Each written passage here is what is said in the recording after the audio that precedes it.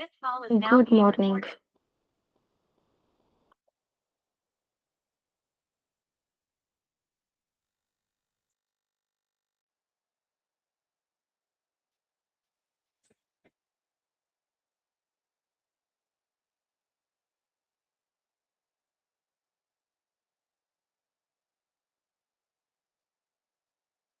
Good morning, everyone.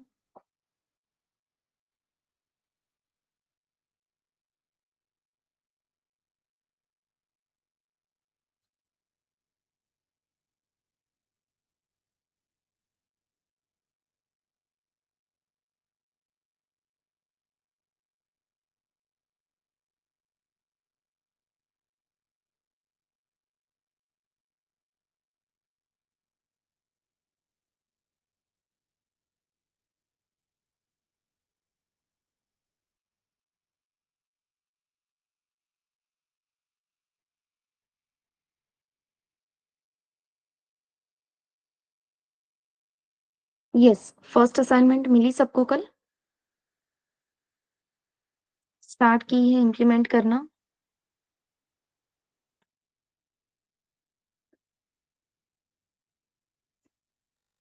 Yes.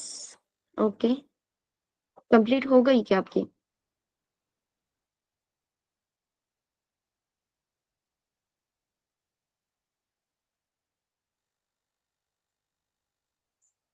तीन questions complete किए हैं। ओके। टोटल 6 क्वेश्चंस है ना? आई थिंक फोर्थ क्वेश्चन कुछ तो इवन ऑड का रहेगा। क्या है फोर्थ क्वेश्चन आपका?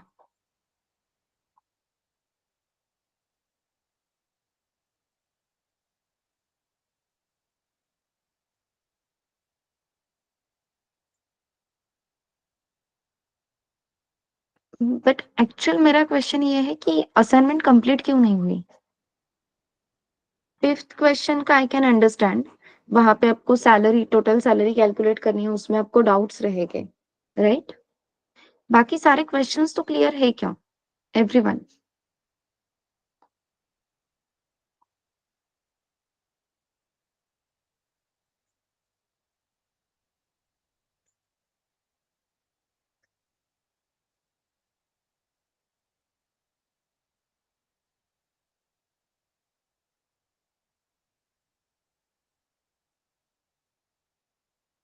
रिप्लाई देना अच्छा नहीं लगता क्या आपको? 15 प्लस स्टूडेंट्स है, कोई भी आंसर नहीं दे रहा है। 500?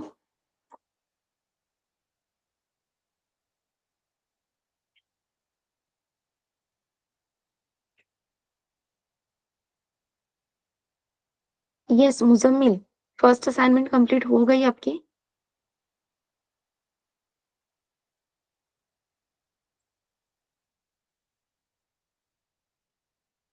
यस।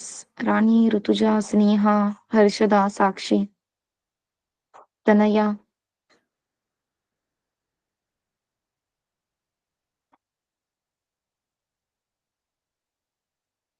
2-3 क्वेश्चंस कंप्लीट है। हाँ साक्षी। यस। 3 क्वेश्चंस हुए नहीं।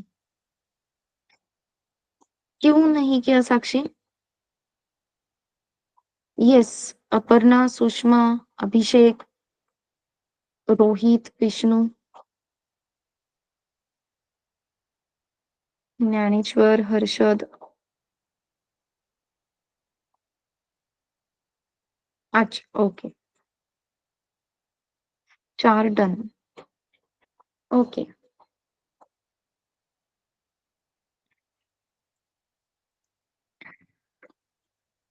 Okay Sushma. Yes. Aparna, Harshal, Harshad sorry.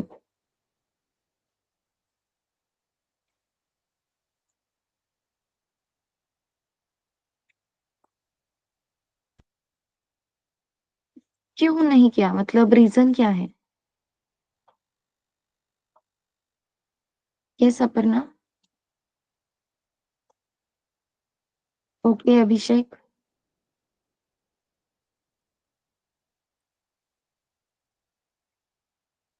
6 done. Okay.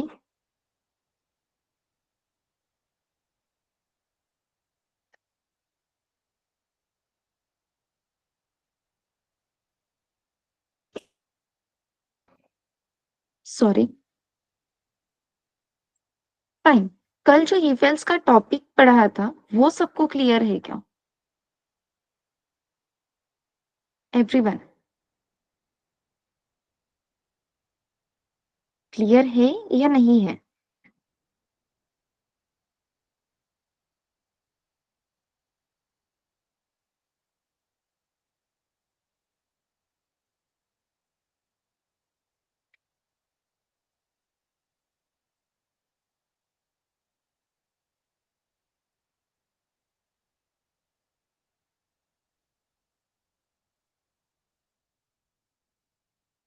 सबको क्लियर है ना? तो फिर 5-6 आंसर्स क्यों आ रहे हैं? ये मेरा कंसर्न है।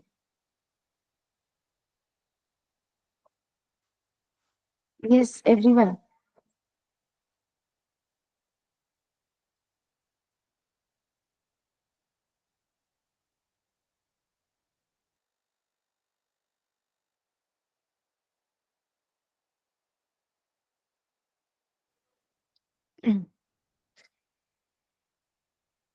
ठीक है, फाइन। नेक्स्ट टॉपिक स्टार्ट कर ले।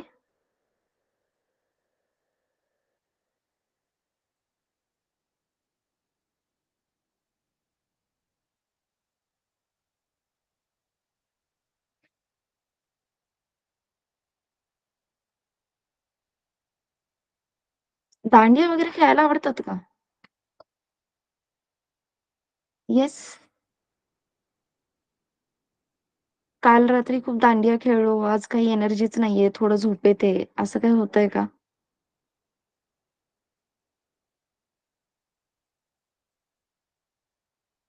ये सॉल्व करके मैं बताऊंगी साक्षी, लेकिन फिर लैब में क्या हो रहा है? लैब इसीलिए दी है ना? करेक्ट।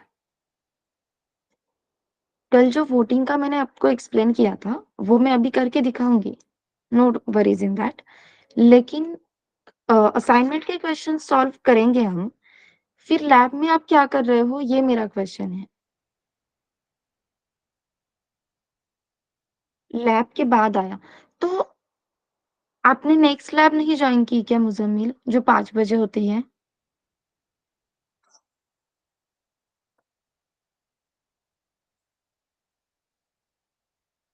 क्यों?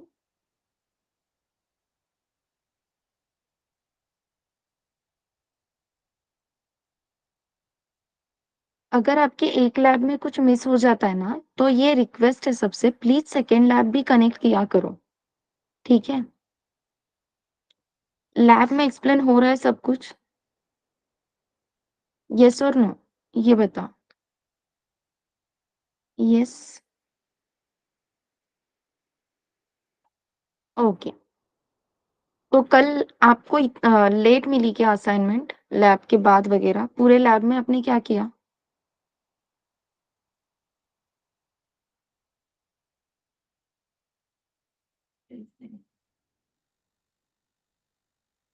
लैब में फिर से इफेल्स रिवाइज किया था क्या? अच्छा, तो रिवाइज करने के लिए कितना टाइम लगा आपको? इफेल्स। यस हर्षदा, रिवीजन के लिए कितना टाइम लगा? मैम उन्होंने एग्जाम्पल लिए सिंपल सर ने, आधे से बहुत सारे एग्जांपल्स लिए इफेल्स के? या ओके।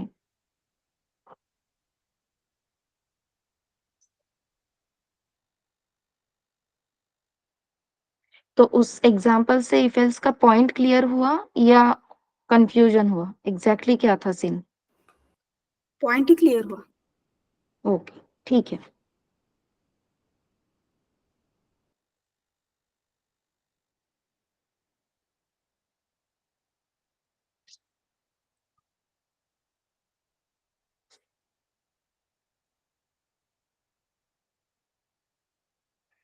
स्क्रीन विजिबल है एवरीवन?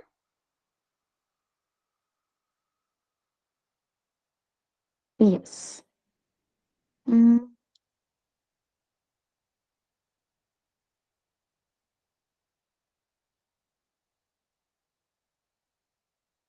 सो यस, हमने लीप ईयर का एग्जाम्पल देखा था and after that flow chart मैंने आपको एक्सप्लेन किया था, check if person is eligible to voting और नॉट, राइट?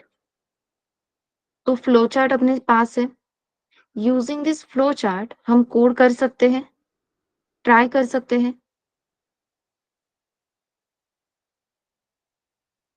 यस और नो? तो अब मेरे यहाँ पे ये वन नोट में है, आपके पास तो नोटबुक में ही रहेगा, तो नोटबुक आपके सामने रह सकती है, आप अपने सामने इस नोटबुक को रख सकते हो। एज वी डिस्कस, स्टार्ट हो रहा है अपना code, that means void main entry point आना चाहिए। सो ये है आपका starting point, void main, okay. Then हमने बताया है एक्सेप्ट एज, तो अभी तो हमें स्कैनफ पता नहीं, but we can initialise variables, so integer age is equals to 15, fine. ये वैल्यू हमने स्कैन कर ली। देन हमें कंडीशन चेक करनी है, एज मिल गया तो अब कंडीशन चेक करनी है। As we know, condition check करने के लिए और उन कंडीशन के बेसिस पे डिसीजंस लेने के लिए हम क्या यूज करते हैं, if. So in if we are going to check age greater than और इक्वल्स टू 18 है क्या, क्योंकि अगर किसी भी पर्सन को वोट करना है तो मैक्सिमम रिक्वायरमेंट या मिनिमम रिक्वायरमेंट क्या है, उसका एज या तो 18 चाहिए या फिर 18 से बड़ा चाहिए, वो एज मेंशन कर दिया।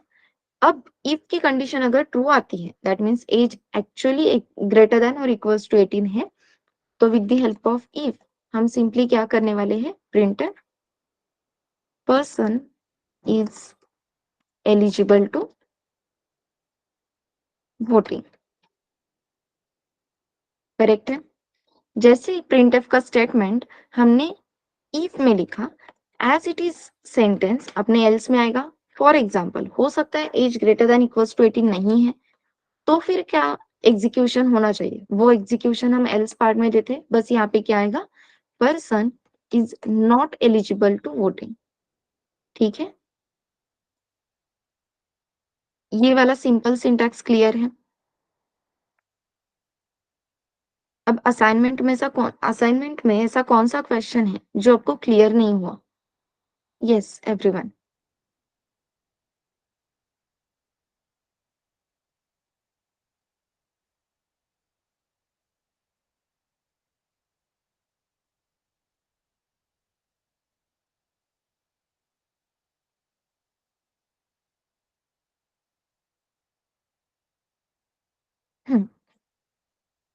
यही क्वेश्चंस थे असाइनमेंट के।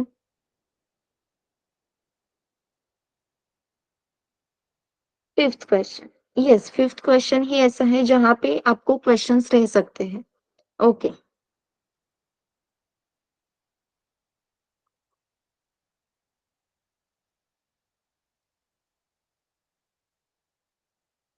फर्स्ट क्वेश्चन जो है ना, finding F from C is nothing but temperature calculate करना है।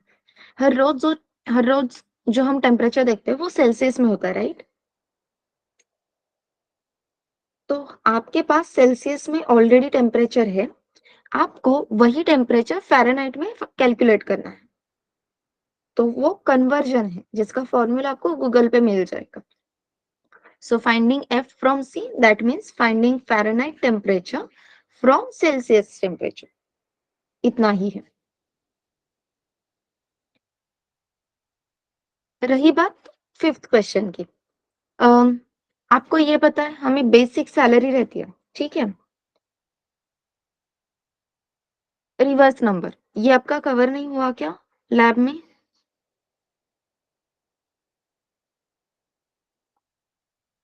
सम ऑफ डिजिट एंड रिवर्स, ठीक है, ये मैं बात कर लेती हूँ, ये आपका लैब सेशन में कवर हो जाएगा, ठीक है? सो थर्ड क्वेश्चन के बारे में जो हो गया है, ठीक है, कुछ सेशन मिस हुआ होगा, अगर क्लियर नहीं है तो एक बार रिवाइज करने के लिए बता दो, आप भी बताओगे तो वो रिवाइज कर देंगे, ठीक है? तो ये बस रिवर्स नंबर वाला एक बार रिवाइज करने के लिए बता देना उन्हें। After that check if number is even और ऑड, इवन और ऑड, ये तो आता है। क्या कंडीशन है इवन और के लिए?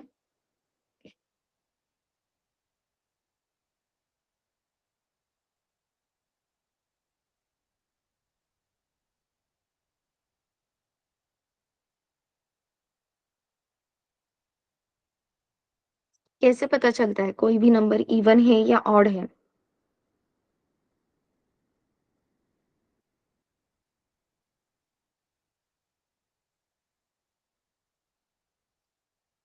Correct. Let's come to fifth question. अब फिफ्थ क्वेश्चन में हम सिंपल कहीं किसी भी कंपनी में जॉब के लिए लग जाते हैं तो अपनी कुछ बेसिक सैलरी होती है, लेकिन उन बेसिक सैलरी के साथ कभी-कभी बोनस मिलता है, कभी कुछ एक्स्ट्रा अलाउंसेस मिलते हैं। ये पता है? मतलब होता है जनरली ऐसा। तो इस फिफ्थ क्वेश्चन में उनका कहना क्या है, आपको एक बेसिक सैलरी रहेगी, वो बेसिक सैलरी अगर आपकी 5,000 से कम है, 5,000 है या 5,000 से कम है, तो जो एक्स्ट्रा अलाउंसेस आपको मिलने वाले हैं, which are known as DA, TA and HRA. तो ये जो तीनों एक्स्ट्रा अलाउंसेस है, तो उनका कैलकुलेशन कैसे होगा? ये जो डीए है, वो आपके सैलरी के 10% रहेगा। तो अज्यूम कर लो 5,000 सैलरी है, तो 5,000 के 10% कितने होते हैं? 500 रुपए। 10% ऑफ 5,000 इज 500 रुपीज। करेक्ट। तो डीए की वैल्यू क्या है? सैलरी के 10% दैट मीन्स डीए हो गया 500 रुपीज। देन टीए, टीए क्या कहता है? टीए के लिए उन्होंने बताया है 20%, लेकिन किसके? बेसिक सैलरी के 20%। तो 5,000 अगर आपकी सैलरी है तो 5,000 के 20% होते हैं 1,000 रुपीज। आफ्टर दैट उन्होंने बताया है एचआरए, एचआरए विल बी 25%। ठीक है, तो 25% मतलब कितना हो गया? अब 1,250 समथिंग। नहीं, 20% मीन्स 1,000 था, 25% मीन्स 1,225। ऐसा कुछ तो आ जाएगा, एक बार चेक कर लो। ठीक है, करेक्ट है 1,225। तो अब आपको क्या करना है? आपके पास टीए है विच इज डीए है विच इज 500, 500 प्लस 1,000, आंसर क्या मिल गया? वन 500 प्लस 1,000, 1,500 एंड अगेन अभी जो हमने कैलकुलेट किया था 1,225, इन तीनों की एडिशन करनी है। वही एडिशन आपकी जो बेसिक सैलरी थी, अभी हमने बेसिक सैलरी 5,000 अज्यूम की थी, तो बेसिक सैलरी में वो ऐड करना है और as a total salary represent करना है, एज अ टोटल सैलरी उसे डिस्प्ले करना है। ये समझ में आ गया? लेकिन ये कंडीशंस या ये जो कैलकुलेशंस है 10%, 20%, 25%, ये सिर्फ और सिर्फ तभी एप्लीकेबल है जब आपकी बेसिक सैलरी लेस देन और इक्वल्स टू 5,000 है। ओके, अगर आपकी सैलरी 5,000 से ज्यादा है तो फिर क्या होगा? कैलकुलेशंस चेंज होंगे। जहां पे आपका डीए 10% था, वो डीए अब हो जाएगा 15%, टीए हो जाएगा 25% और आपका एचआरए हो जाएगा 30%। सो कैलकुलेशंस चेंज होने वाले हैं, नथिंग एल्स। अल्टीमेटली आपको ये जो डीए, टीए, एचआरए की वैल्यू मिल रही है, वो वैल्यू बेसिक सैलरी में बस ऐड करनी है। ठीक है,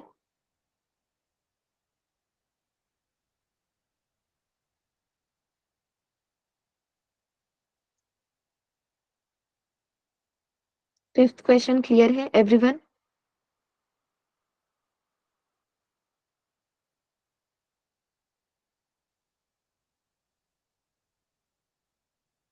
रिस्पॉन्स का नाही देते तुम्ही? काय झालंय नक्की? रिस्पॉन्स दिला तर मला काही गोष्टी समजतील ना.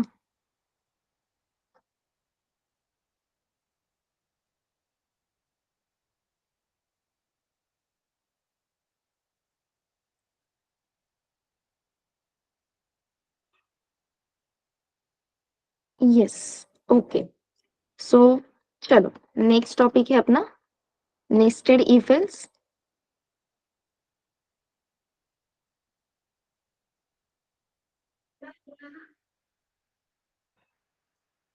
यस।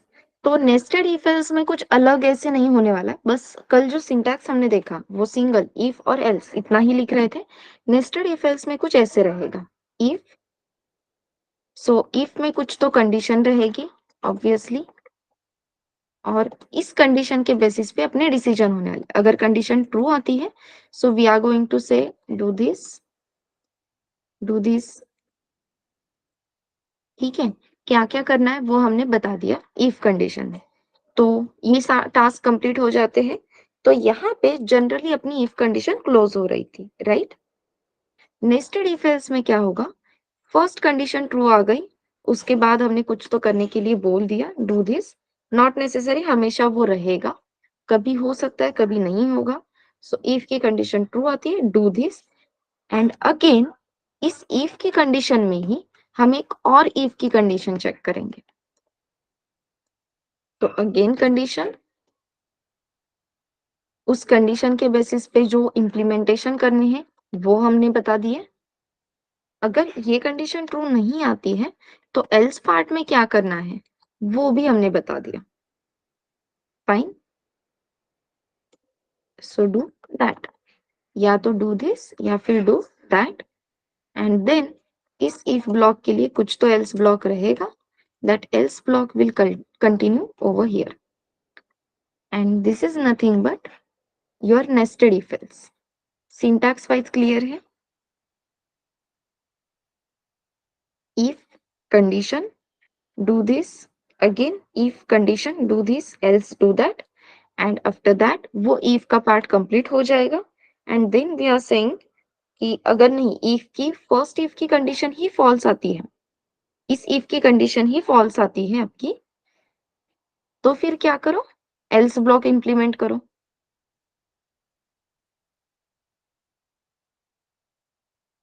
So do that। एक एग्जांपल देखें एवरीवन, अगर आपका रिस्पांस मिलेगा तभी, नहीं तो फिर मैं सिर्फ सिंटैक्स बताऊंगी। Thank you so much. So simple task perform करते हैं, फाइंड मैक्सिमम नंबर अमंग 3, ठीक है। सो बेसिकली अपने पास 3 नंबर्स है, उसमें से आपको एक मैक्सिमम नंबर फाइंड आउट करना है।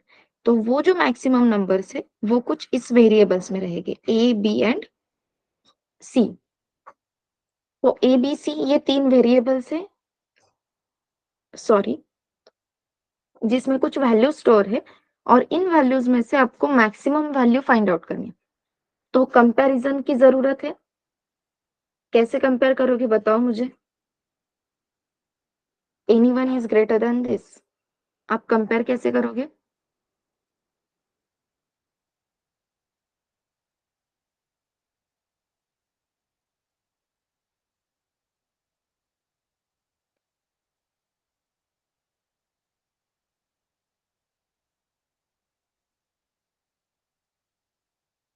ओके, तो बेसिकली ऑपरेशन लिखोगे कैसे, एक ऑपरेशन लिख के बताओ। फॉर एग्जांपल ए और बी, ये आपका फर्स्ट टारगेट है।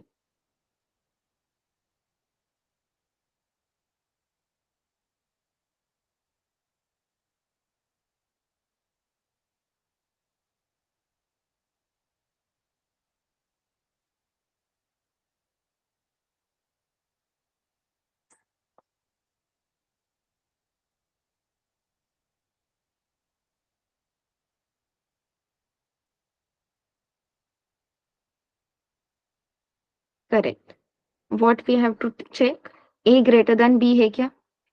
परफेक्ट। हाँ, अब A greater than B mandatory है क्या, ऐसा नहीं है, ए लेस देन बी कर सकते हो, लेकिन हमें मैक्सिमम नंबर फाइंड आउट करना है, राइट। तो हम पहले क्या चेक करेंगे, ए ग्रेटर देन बी। आप कभी भी ऐसे नहीं लिख सकते A greater than B greater than C, ये नहीं लिख सकते, और इसीलिए हमें पहले क्या चेक करना है, ए ग्रेटर देन बी है क्या। अगर ए ग्रेटर देन बी, इस कंडीशन का आपको आंसर मिलता है true, yes A is greater than B, तो अपना काम क्या है, ए को ग्रेटर बोल देना, नहीं, अगर a b से बड़ा है तो हमें ये भी चेक करना है कि यही a वेरिएबल c से भी ग्रेटर है क्या, और इसलिए यहाँ पे अपनी सेकेंड कंडीशन क्या रहेगी, correct, a greater then c। a b से बड़ा है, आंसर ट्रू आ गया, तो हमने चेक किया a c से भी बड़ा है क्या। ये भी आंसर अगर आपको ट्रू मिल जाता है तो आप क्या बोलोगे, a इज ग्रेटर। लेकिन अगर आपको a ग्रेटर देन c इस इक्वेशन का आंसर मिलता है फॉल्स, तो सिंपली हम क्या प्रिंट कर देंगे, c इज ग्रेटर। ओके, अब ये हो गया a और c के लिए।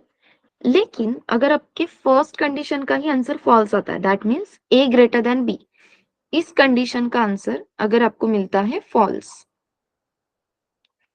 इसी का दूसरा मीनिंग क्या है, a ग्रेटर देन b नहीं है, that means b is greater then a। b a से ग्रेटर है वो तो ठीक है, लेकिन ये b c से भी ग्रेटर है क्या, वो भी चेक करना होगा। अगेन इस इक्वेशन का आंसर अगर ट्रू आता है, परफेक्ट, तो हम बोलेंगे b इज ग्रेटर। अदरवाइज मतलब अगर आंसर फॉल्स आता है तो हम क्या बताएंगे, c इज ग्रेटर। करेक्ट है।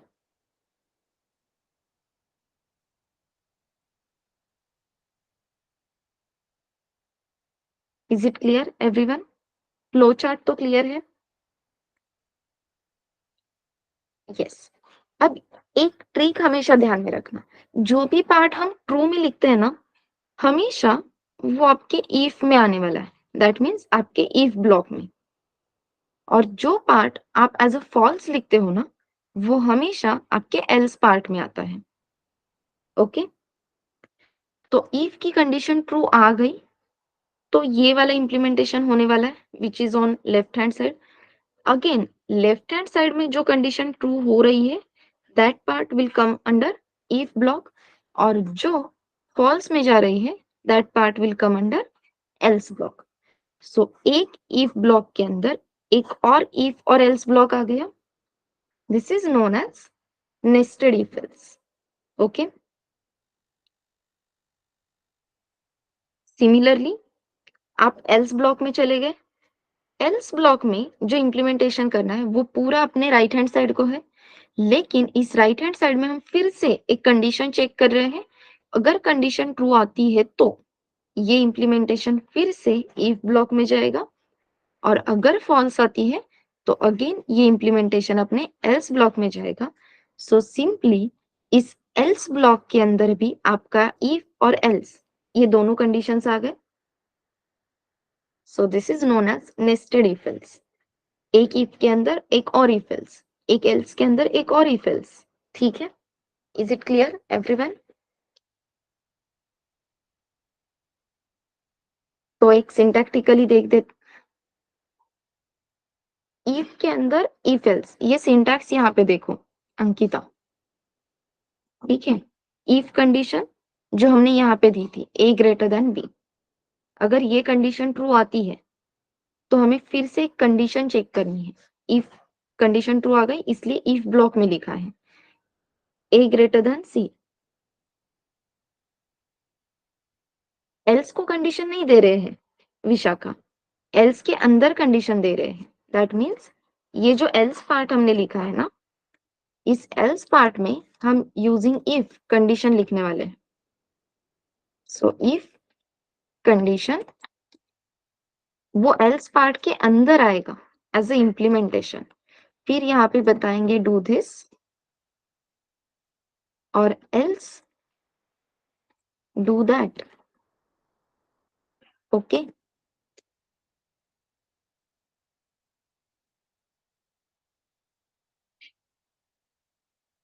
हाँ हम मल्टीपल इफ एल्स यूज कर सकते हैं, एक ही इफ के अंदर मल्टीपल इफ एल्स, एक एल्स के अंदर मल्टीपल इफ एल्स, ये लिख सकते हैं।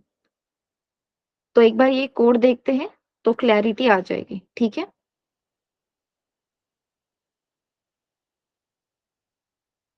Yes, so simple, as a entry point void main, then अपने पास 3 वेरिएबल्स है, integer a equals to 45, b equals to 30 and c equals to 23.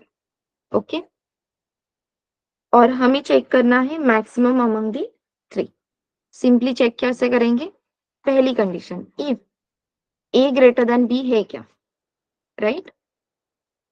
a variable की वैल्यू b से ग्रेटर है क्या? अगर यस, तो इसी इफ ब्लॉक में ट्रू में हमने क्या लिखा था, चेक करेंगे a greater then c.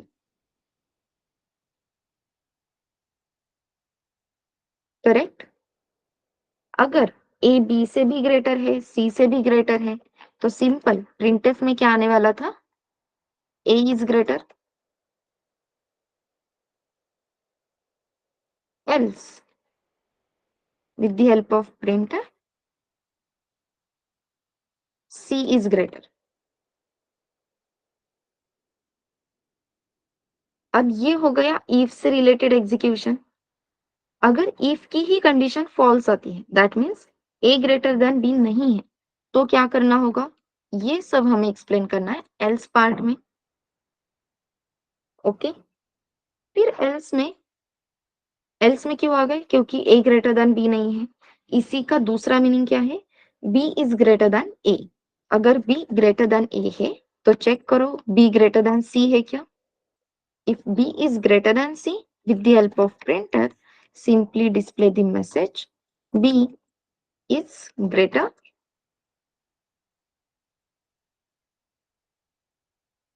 and using else tell them printf c is greater. Is it clear everyone? अब ये nested if else का सिंटैक्स सबको क्लियर है क्या?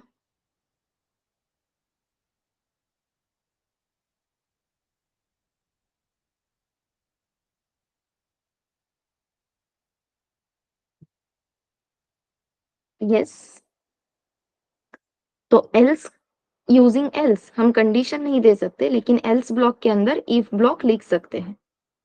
ये वाला कंफ्यूजन क्लियर है everyone?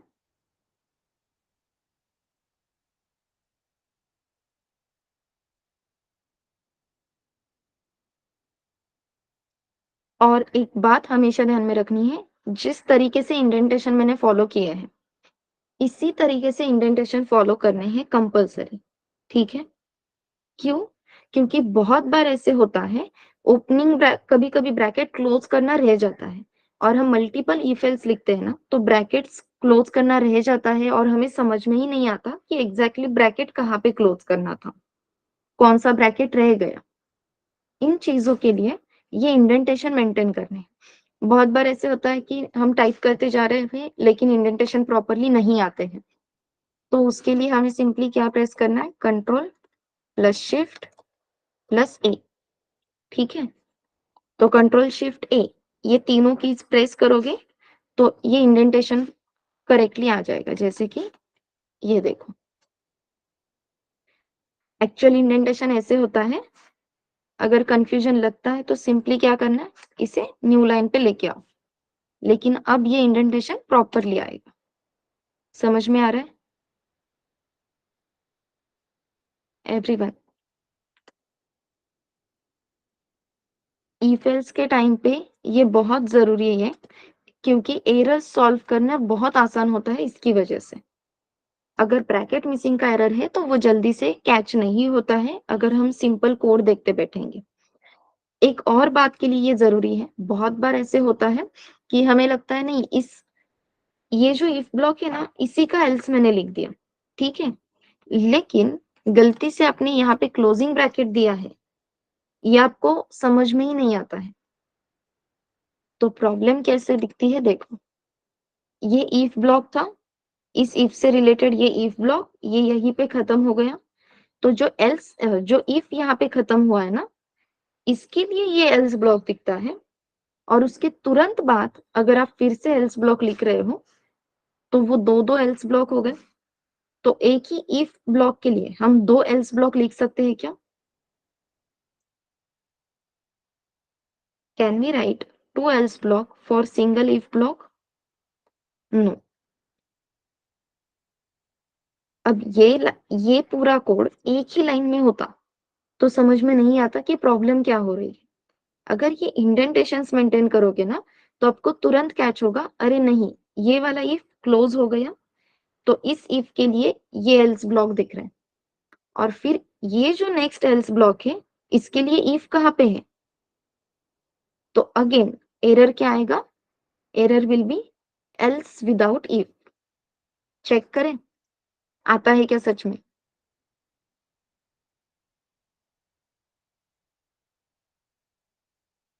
If we compile this,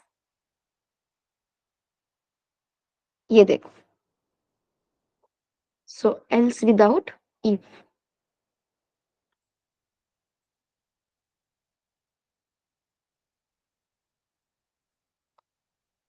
else without previous if. Clear है।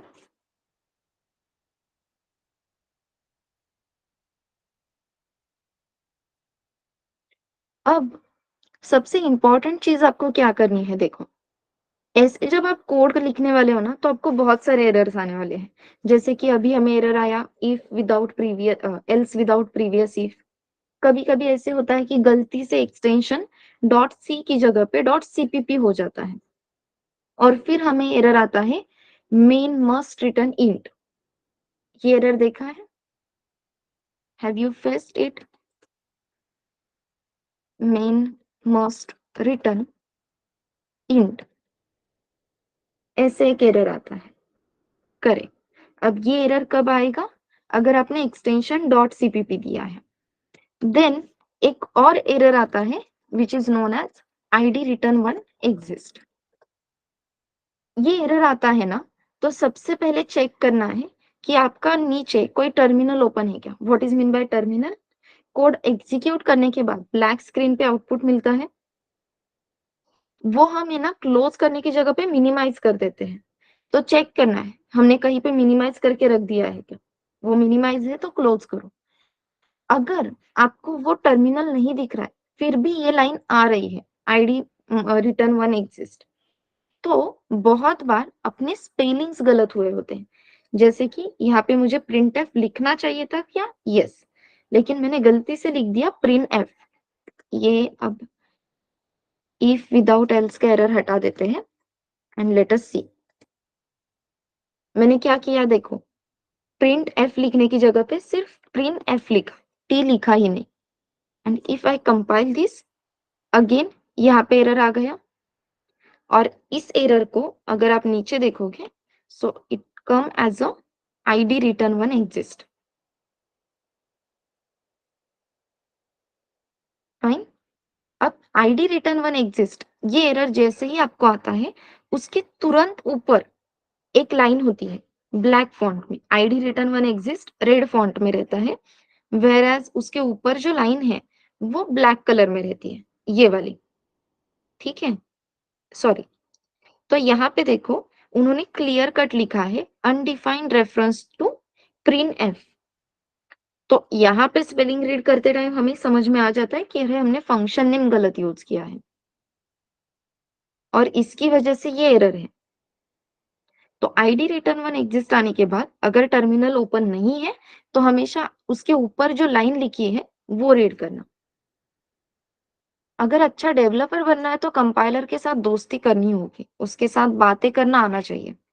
ठीक है, आपको उस कंपाइलर की लैंग्वेज सीखनी होगी। इतनी बड़ी मुश्किल लैंग्वेज बोलता है क्या वो, क्या लगता है, बहुत मुश्किल बातें हैं क्या उसकी, सिंपल इंग्लिश में आपको एरर बताता है। और इन एरर्स को समझने के लिए हमें क्या करना है, जैसे अभी मैं one by one error copy paste करके दिखा रही थी, ऐसे ही एरर्स आपको कॉपी करने हैं और एक्सेल शीट में पेस्ट करने हैं। So basically I want you to maintain one Excel sheet for errors. तो जो भी एरर्स आते हैं वो एक्सेल शीट में कॉपी पेस्ट करके रख दो, और वो एरर आपने कैसे सॉल्व किया वो वहां पे लिखो। अपने वर्ड्स में लिखा तो भी चलेगा, ठीक है, तो आप अपने शब्दों में लिखो वहां पे कैसे एरर सॉल्व किया, क्यों एरर था, लेकिन ये एक्सेल शीट हमें मेंटेन करनी है। Is it clear everyone.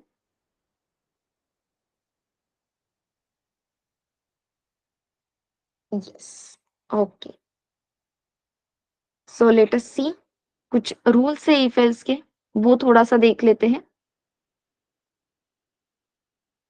Let us start. अभी तक हमने देखा कि हम कर्ली ब्रैकेट्स दे रहे थे, राइट? अगर मैंने कर्ली ब्रैकेट्स नहीं दिए तो चलेगा? व्हाट आई वांट टू से, मैंने इसे लिखा, हाँ, सबसे पहले तो ये क्वेश्चन है इफ, और यहाँ पे मैंने लिखा print F hello.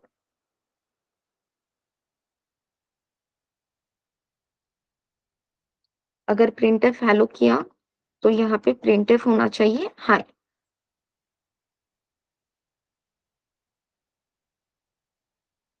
Without curly brackets, and then यहाँ पे मैंने लिखा एल्स प्रिंट एफ बाय। ये चलेगा क्या? क्या लगता है? Will it work? Void main के अंदर है, डोंट वरी। नहीं तो बताओगी नहीं मैम वॉइड मेन नहीं लिखा।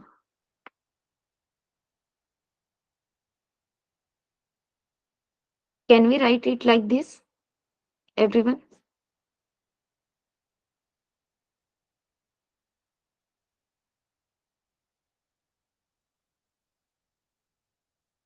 आपको क्या लगता है आंसर क्या आएगा? आउटपुट आएगा, कंपाइलेशन एरर आएगा, वो बताओ फास्ट, जल्दी जल्दी।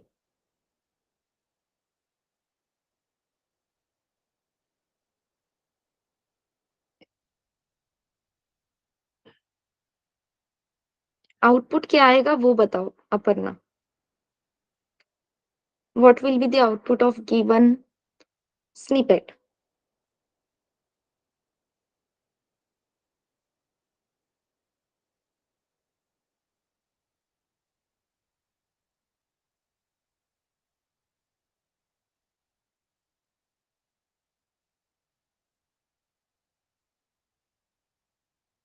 सामने लिखा है ना अंकिता, ये क्वेश्चन है, इस क्वेश्चन का आउटपुट क्या आएगा?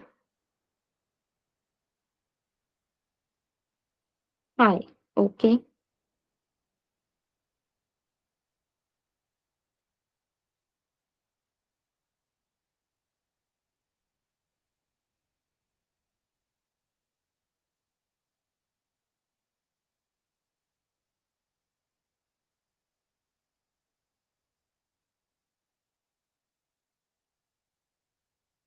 ओके हर्षदा, हाँ, लैपटॉप पे एग्जीक्यूट करके मत बताओ, हाँ।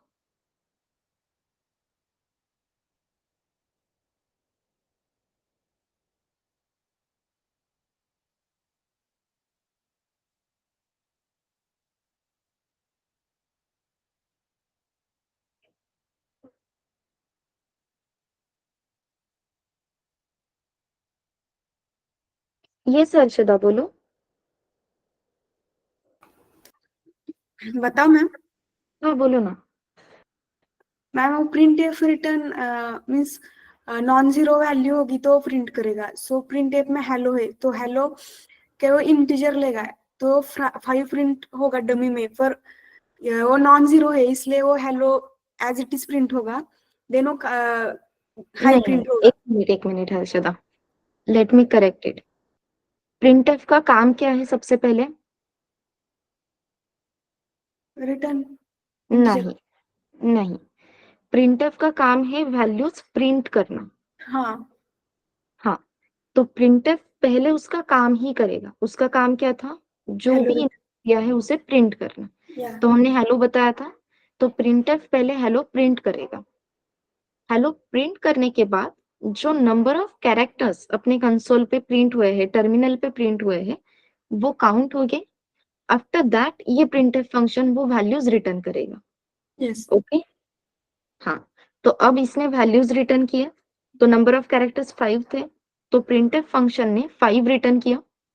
5 is a non zero value, that's why condition true, और with the help of printf यहाँ पे हाई प्रिंट हो गया।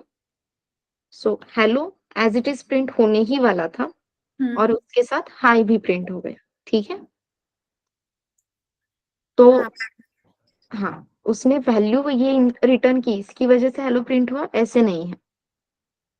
हेलो प्रिंट करेगा पहले, उसके बाद वो नंबर ऑफ कैरेक्टर्स रिटर्न करेगा। सो इस क्वेश्चन का आंसर क्या रहेगा? यस एवरीवन, ये क्लियर है? Hello hi will be the output of this given snippet. Muzammil, ये क्लियर है?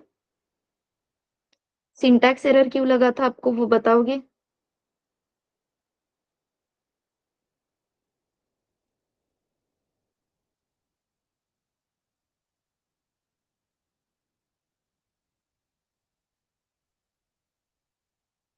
इफ में हमने प्रिंटफ फंक्शन को कॉल किया है। प्रिंटफ फंक्शन का काम है हेलो, जो भी हम बताते हैं वो प्रिंट करना। तो प्रिंटफ फंक्शन ने हेलो प्रिंट कर दिया। देन प्रिंटफ फंक्शन कितने नंबर ऑफ कैरेक्टर्स प्रिंट किए हैं वो भी रिटर्न करता है। तो हेलो में नंबर ऑफ कैरेक्टर्स है 5। तो प्रिंटफ फंक्शन ने हेलो प्रिंट करने के बाद हमें कैरेक्टर्स का काउंट रिटर्न किया, वो था 5। इफ में एक्सपेक्टेड क्या होता है, कंडीशन या integer value? If aspects what, integer और कंडीशन? इंटीजर। तो उसे इंटीजर मिल गया, टोटल नंबर, टोटल कैरेक्टर्स का count that is 5। 5 is a non zero value. Non zero का मीनिंग होता है ट्रू। तो इफ कंडीशन ट्रू हो गई, सो इफ से रिलेटेड जो एग्जीक्यूशन था वो यहाँ पे आ गया। इफ ब्लॉक एग्जीक्यूट होता है तो एल्स ब्लॉक एग्जीक्यूट नहीं होगा, and that's why hello hi.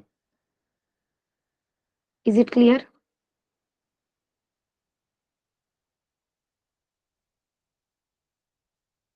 Yes.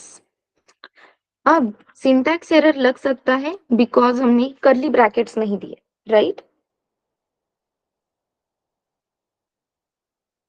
तो उससे रिलेटेड एक चीज हमेशा ध्यान में रखना, when we write if block without curly brackets, then only one line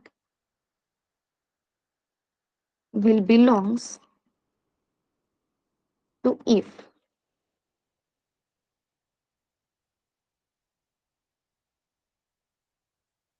Is it clear? When we write if block without curly brackets, then only one line will belongs to if condition. तो ये if के बाद हमने जो एक line लिखी थी without curly bracket, तो वो किससे बिलोंग कर रही है? if से। Same goes with else. Else के बाद अगर मैंने एक लाइन, एल्स को मैंने ओपनिंग क्लोजिंग कर्ली ब्रैकेट्स नहीं दिए, तो जो फर्स्ट लाइन है एल्स के बाद वो बाय डिफॉल्ट एल्स से बिलोंग करेगी। ये लाइन अभी नोटबुक में लिखनी है 2 बार। हो जाता है तो मुझे डन करके मैसेज करो, तो हम आगे के क्वेश्चंस देखेंगे। अभी करना है 2 बार, आपको लिखते लिखते पढ़ना है।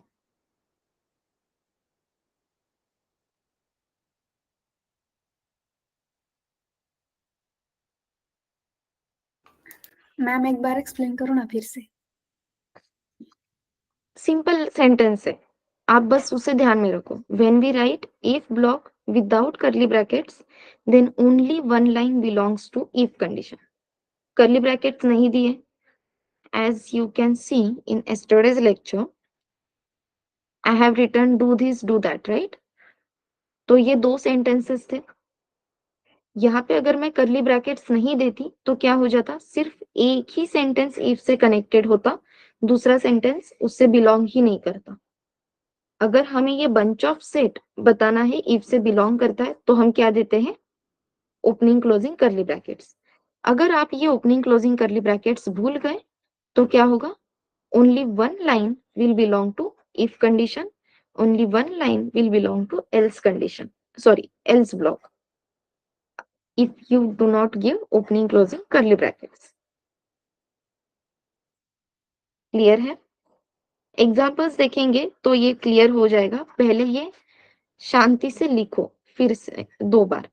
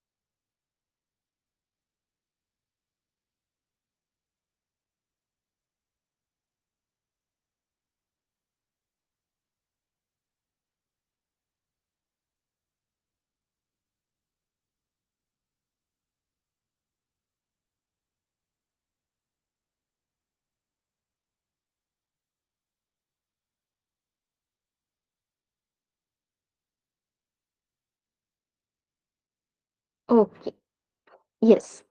तो एक और यहाँ पे मैंने कोड का स्निपेट दिया है। इस कोड स्निपेट का आंसर क्या आएगा वो बताओ।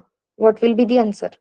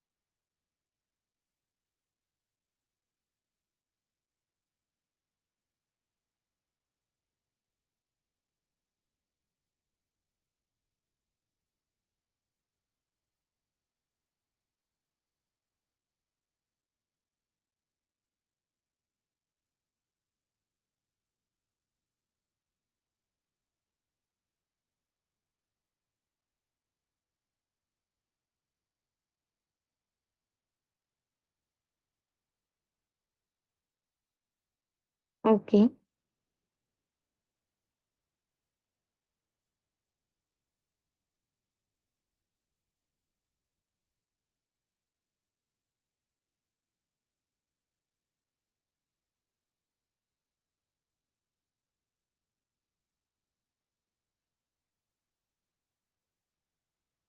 अभी आपने जो आंसर दिए वो केस 1 के लिए थे। इसी के नीचे मैंने केस 2 करके लिखा है। केस 2 का आंसर क्या रहेगा वो बताओ।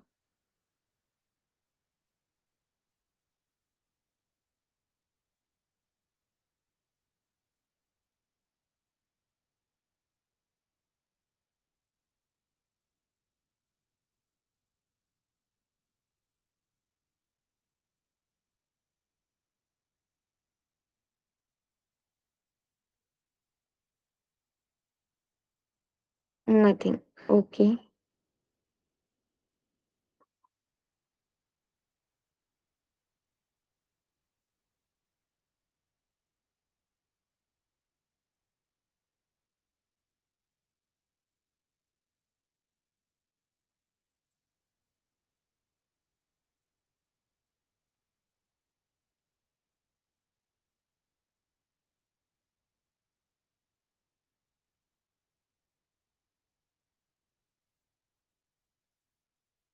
एल्स ब्लॉक है ही नहीं विशाखा यहाँ पे। हम सिर्फ इफ ब्लॉक लिख रहे हैं which is valid.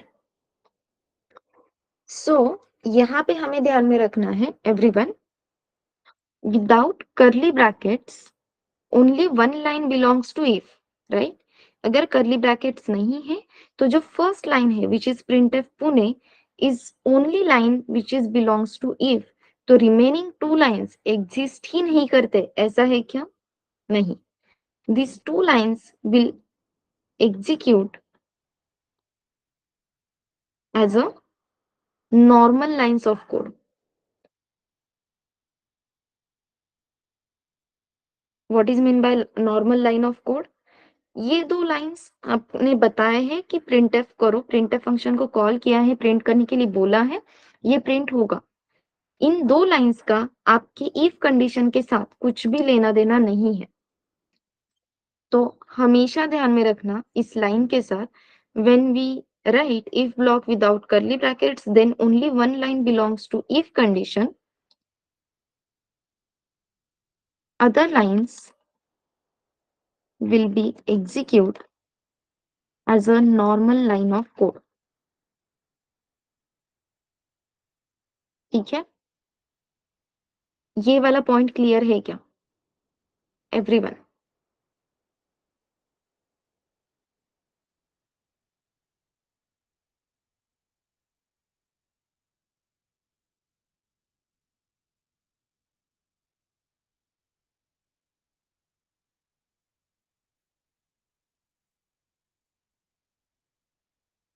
Okay, without curly brackets if से सिर्फ एक ही लाइन बिलोंग करती है, तो ओपनिंग क्लोजिंग करली ब्रैकेट्स नहीं दिए, सो इफ से रिलेटेड सिर्फ एक ही लाइन है।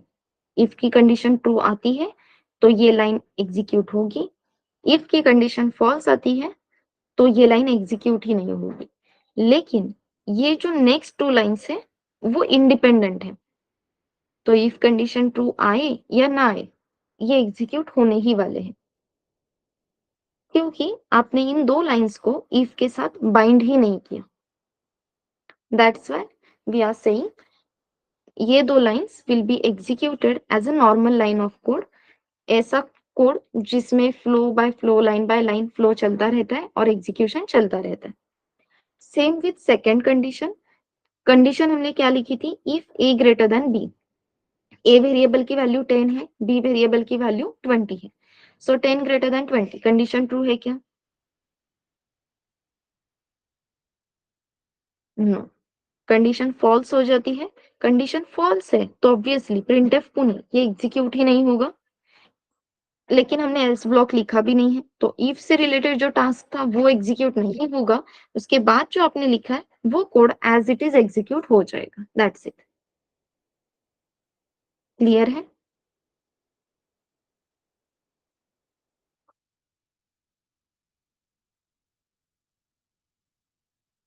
एवरीवन, ये सबको क्लियर है क्या?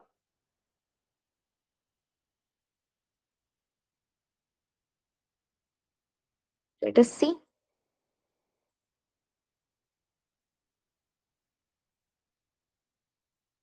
Next example.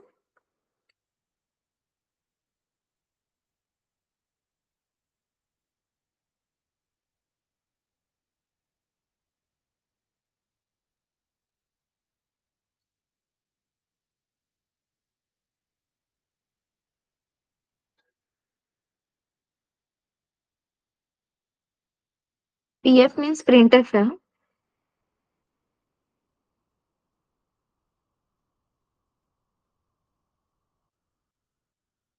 विदाउट सिंटैक्स नहीं चल रहा कुछ भी। सिंटैक्स यही है, इफ लिखो एल्स लिखो। बाइंडिंग पर्पस के लिए हम ओपनिंग क्लोजिंग करली ब्रैकेट्स लिखते हैं। विदाउट ओपनिंग क्लोजिंग करली ब्रैकेट्स भी इफ लिखा जा सकता है, ये बता रही हूँ।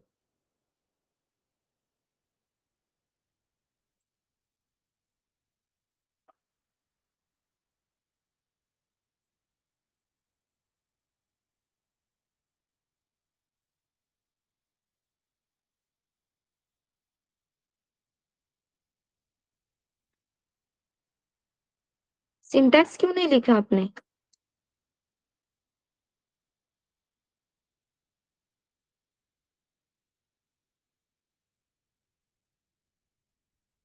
Yes, what will be the answer of this given snippet?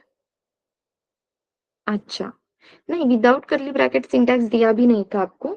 ये एप्टिकली लगने वाली चीजें हैं, और गलती से अगर आप कोड लिखते टाइम इसे भूल जाते हो तो उसके लिए भी ये है।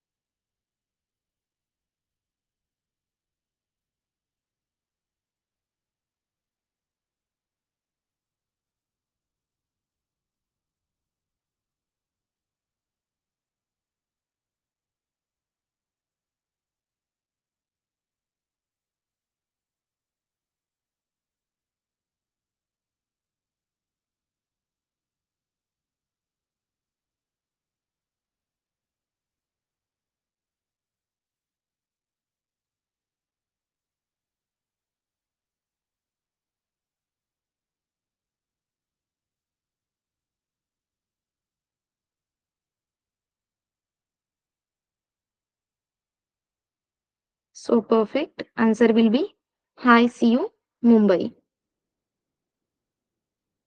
करेक्ट। प्रिंटफ बाय प्रिंट नहीं होगा, क्यों? इफ की कंडीशन ट्रू हो गई तो इफ का एग्जीक्यूशन हुआ था, तो एल्स ब्लॉक एग्जीक्यूट होगा क्या? नहीं। एल्स ब्लॉक कैसे पता चल रहा है? करली ब्रैकेट ही नहीं दिया फिर भी, क्योंकि without curly brackets only one line belongs to else. ठीक है। Okay,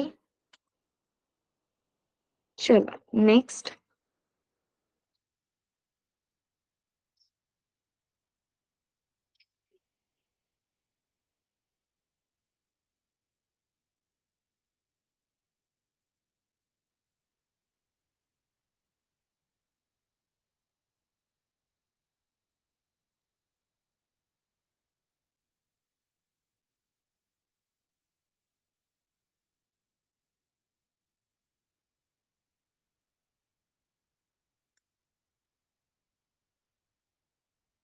yes, this is the next question. Integer a equals to 10 and b equals to 20. So what will be the output?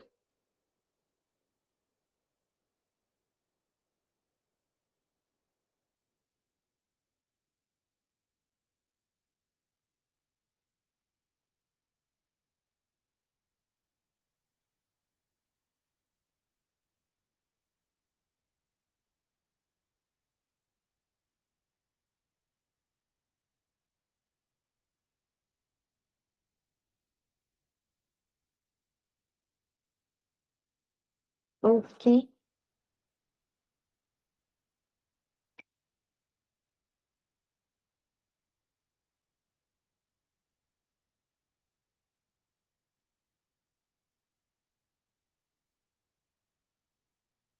मैंने a less than b condition, हाँ, yes, a greater than b दिया तो bye Mumbai print होगा, correct. हाँ हाँ, yes Muzammil.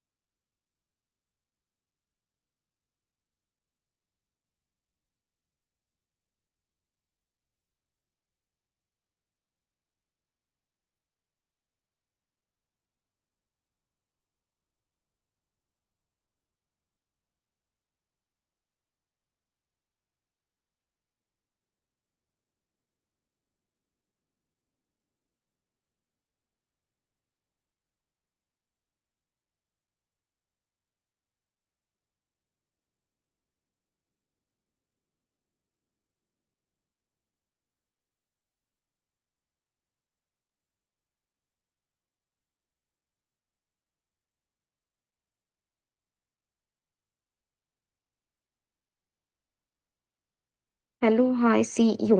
ठीक है, let us see. So answer of this question is compilation error, first of all. Why so? Let us see. इसका answer क्या है? कंपाइलेशन एरर, ठीक है। As I said, without curly brackets, only one line belongs to if, right? And without curly brackets, only one line belongs to else. तो इस if से related सिर्फ एक ही लाइन है, which is printf hello. ये जो आपने लिखा है printf hi, it will executed as a normal line of code. If you remember, कल मैंने मजाक मजाक में आपको एक लाइन कही थी, if अकेला रह सकता है, लेकिन else कहता है मैं तुम्हारे सिवा रह नहीं सकता. So else cannot exist without if. else इतना पॉजिटिव है, उस else को अगर तीसरा कोई बीच में आता है तो वो भी नहीं चलेगा. एंड दिस printf hi जो as a normal line of code execute होने वाला है, वो आपके if और else के बीच में आ रहा है.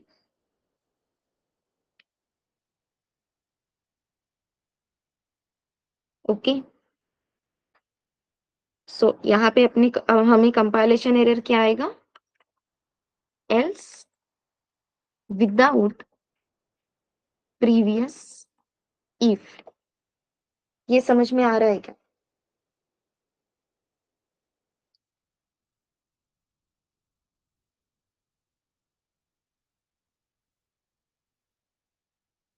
एवरीवन,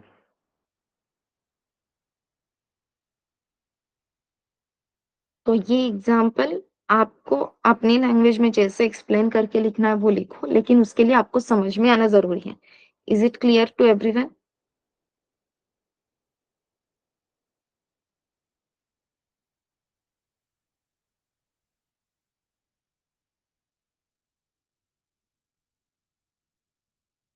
क्या समझ में नहीं आया अंकिता, वो बताओ?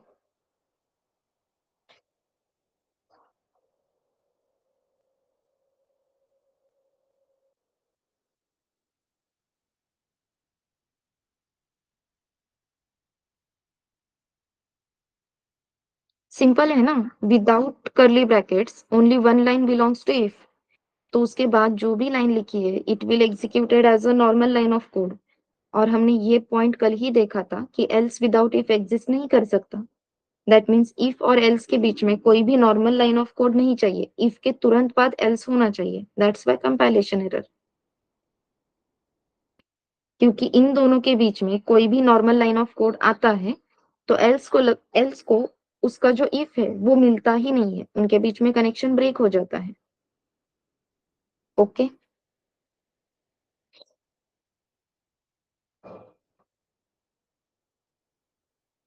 यस। तो नेस्टेड इफ एल्स के लिए आज आपको सेकेंड असाइनमेंट भी दी जाएगी। फर्स्ट असाइनमेंट कंप्लीट करो, उसके बाद सेकेंड असाइनमेंट पे जाओ और वो कंप्लीट करो। देन सबसे इंपॉर्टेंट टास्क जो आपके लिए है, ये कोड मैंने अभी आपको करके दिखाया, राइट?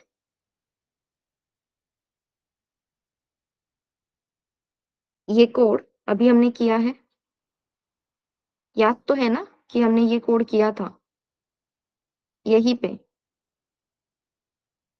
इफ यू कैन सी, यहाँ पे हमें मल्टीपल नंबर ऑफ लाइंस लगे हैं, लाइन ऑफ कोड बहुत ज्यादा है।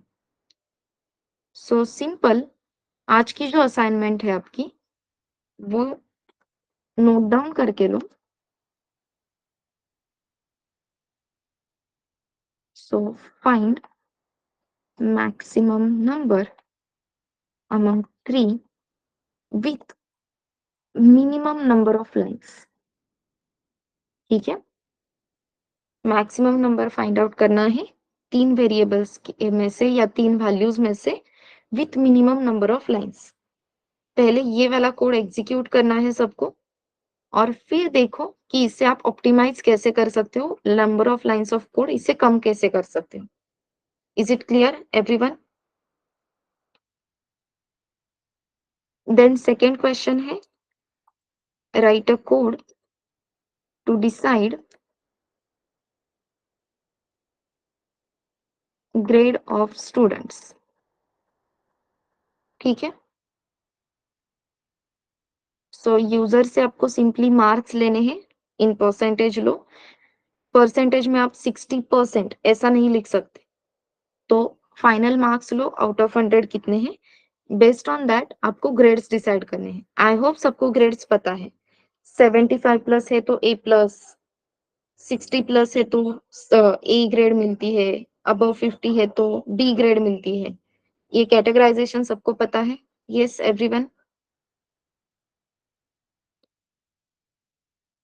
रिप्लाई दिया करो यार, किससे बात कर रही हूं मैं? तो ये दोनों क्वेश्चंस क्लियर है एवरीवन?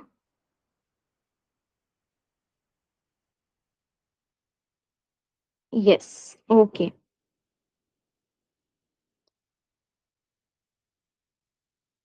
तो ये आज के 2 असाइनमेंट के क्वेश्चंस है।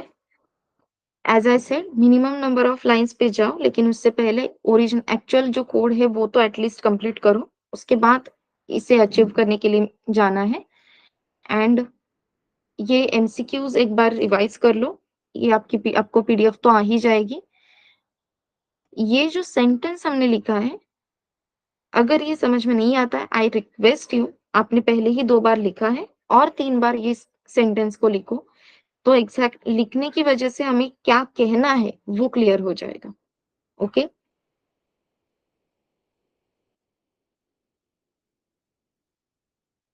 फाइन। Anyone, any question?